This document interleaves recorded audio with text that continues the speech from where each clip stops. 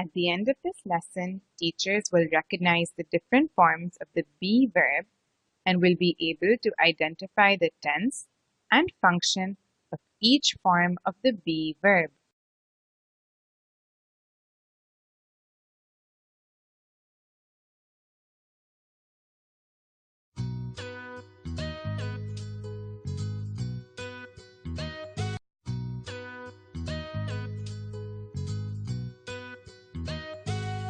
The most common verb in the English language is the be verb.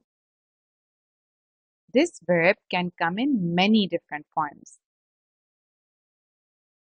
In this lesson, we will focus on identifying the different forms of the be verb and learning how to use them correctly. Many of these forms don't look like the word be at all. The good thing, however, is that you already know most of them.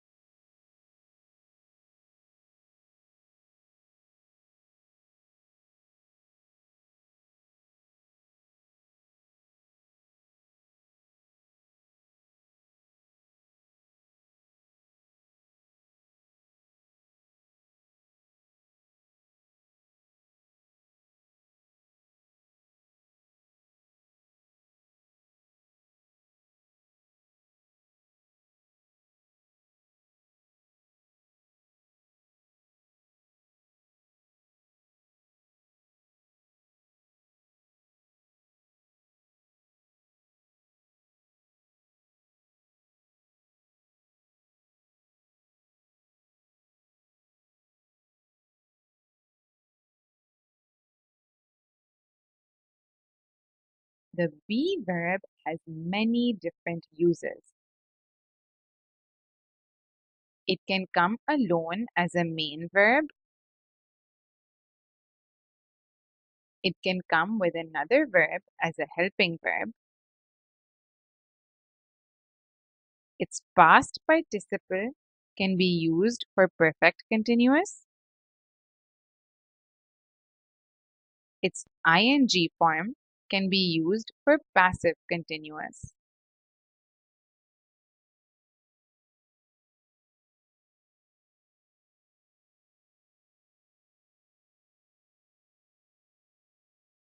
We can use the past and present forms of the be verb as a main verb.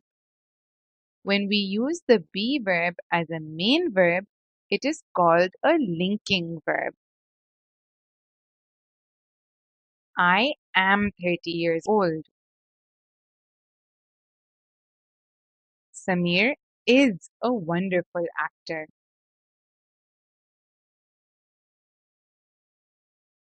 You are such a talented cricketer.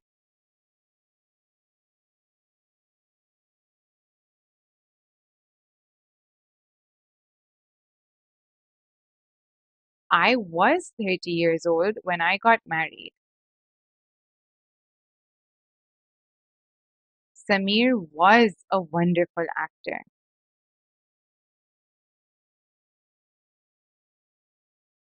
You were such a talented cricketer.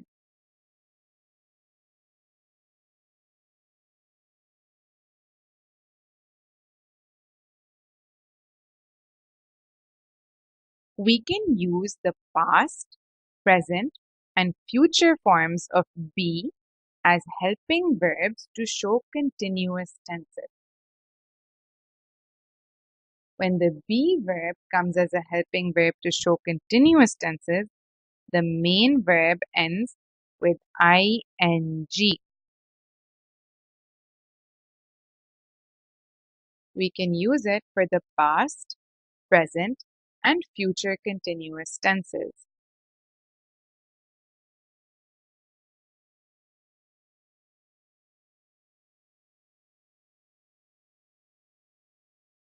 In the sentences above, is, was, and will be are helping verbs, and playing is the main verb.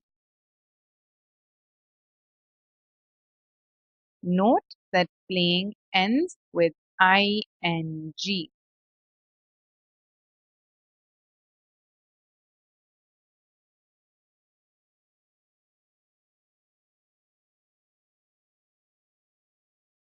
Now let's practice. Use a be verb together with the given action to complete the sentence below.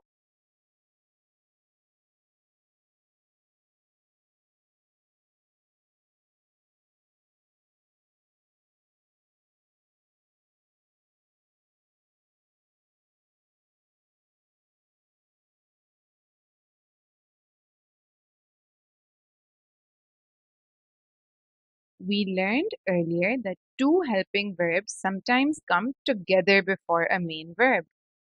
We also learned about perfect tenses and continuous tenses separately. Now, let's learn about the perfect continuous tense. To make the perfect continuous tense, we first write the appropriate form of have. Then, we write the past participle of be, that is, been. Then, we write the main verb with an ing at the end.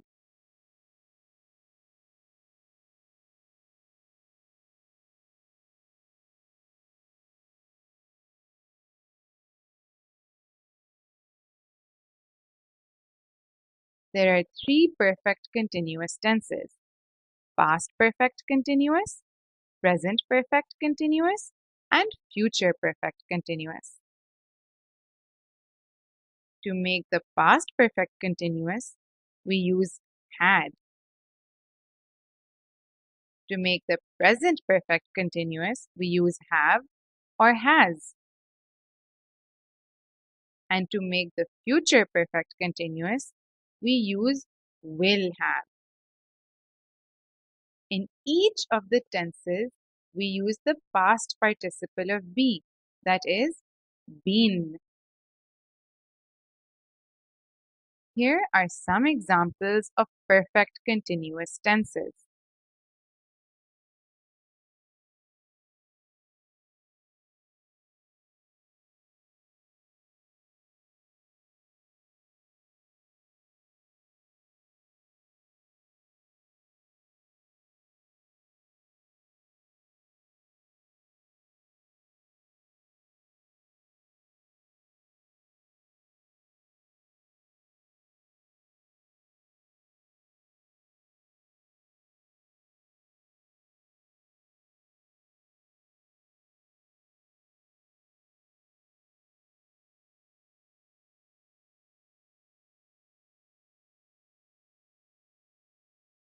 We can use the ing form of be to indicate past or present passive continuous.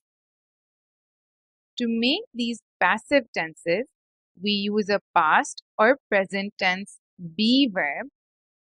Then we use being, and finally we use the past participle of the main verb.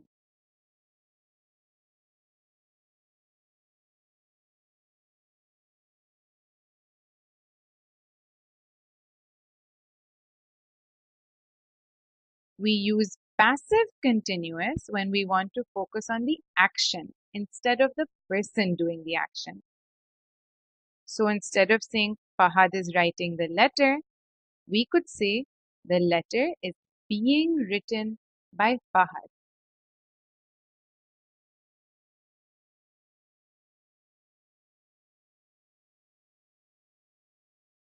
Let's describe this image using the present passive continuous. In passive constructions, we write the object before the subject. In this sentence, because the object is the flowers, we used the verb are. Then we write the verb being.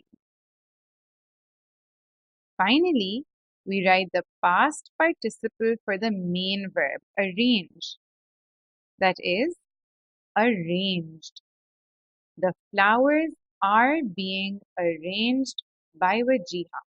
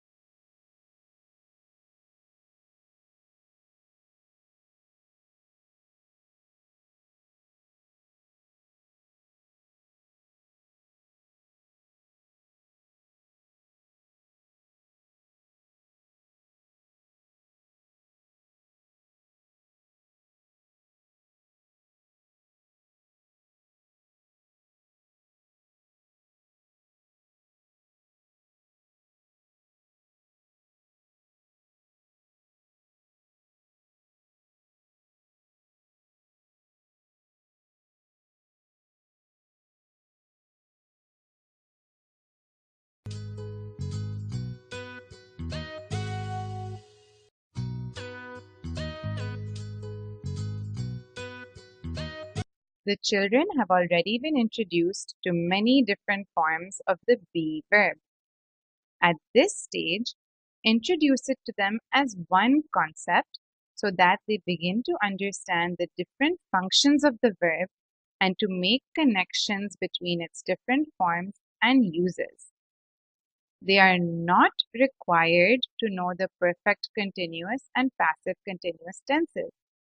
However, they should be able to identify the be verb even in these constructions.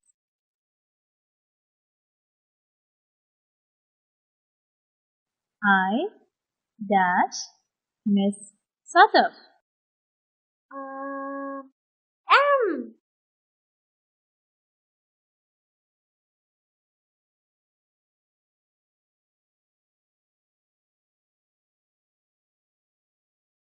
Is.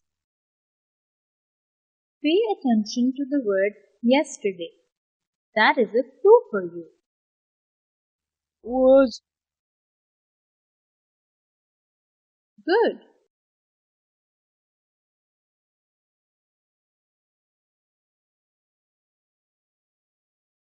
Very. That's a correct answer, Anna. But right now, I want us to fill in this blank with a verb. Can you help me do that?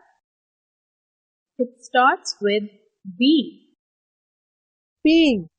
Simra is being naughty. Great job, Hamza. In the same way, help children think of different be verbs that they know and write them on the board. If they cannot think of a certain form, write a sentence with the word on the board and add the word to the column. Children, is there anything common about these verbs? Be, been, and being are the same. Good observation, Anna. Be, being, and being look very similar, so we can guess that they are forms of the same verb. Did you know that just like different people from the same family can look very different, these other verbs, was, am, is, are, look very different, but they are also part of the be verb family.